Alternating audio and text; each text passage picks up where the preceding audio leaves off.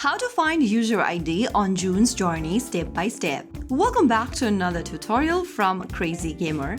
In this video, we are going to be learning where you can easily find your user ID whenever you need to report an issue, link accounts, or contact support in June's Journey. Many players gets confused because the game doesn't show it prominently, so in this tutorial, we'll go through the exact step to locate your user ID quickly. Launch open June's Journey game on your device, and from the main home screen, go ahead and tap on the gear button at the top right corner of the main screen. This will bring up the settings menu where you'll find your user ID on the right corner. Under Help, tap on the copy button right next to user ID to copy your user ID for June's Journey game. Now you know how to quickly find your user ID on June's Journey. You might need this user ID for support or account issues. It is your key to solving game problems quickly.